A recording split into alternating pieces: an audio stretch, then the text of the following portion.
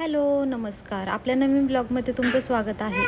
वृंदाला ना आता पुढे सरकायचं असतं, पण तिला पुढे सरकताच येत नाही. तिला वाटतं की मी पुढे सरकतीये, पण ती बिचारी मागेच सरकत असते. मग वृंदा खूपच जास्त चिडचिड करते आणि मग त्यामुळे मम्मीने तिला घेतलं. नंतर मी थोडा वेळ वृंदासोबत गप्पा मारल्या आणि वृंदाला हॉलमध्ये ठेवलं. वृंदा मॅटवरती खेळत होती. मग म्हटलं चला आता नाश्ता करून घ्यावा. आणि वृंदाला मॅटवरती आता टाकलं ना, ती मॅटच्या खाली फरशीवरती जाते मागे मागे सरकून. मी नाश्ता करत होते तोपर्यंत मम्मीने वृंदाला टॉनिक देऊन घेतले.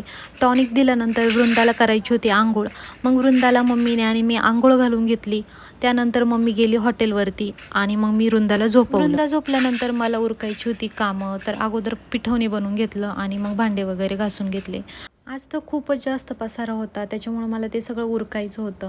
आता वृंदा 5 महिन्याची होईल, पण मी अजून मम्मीकडेच आहे. तर त्याचं कारण असं की वृंदाला आंघोळ घालायला मला अजूनही जमत नाही आणि वृंदा अजून छोटी आहे, तर तिला आंघोळ घालायला एक माणसाला जमणार नाही आणि घरी मी एकटीच असते.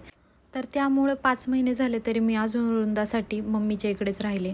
खूप काही गोष्टी आहेत त्या मी तुम्हाला उद्यापासून शेअर करेन तुमच्यासोबत व्लॉगमध्ये. आणि दुपारी पप्पा आले होते. पप्पांनी वडापाव आणला होता माझ्यासाठी. मग मी वडापाव घेतला खायला. तर अशी होती आमची आजची सकाळ. थँक्यू.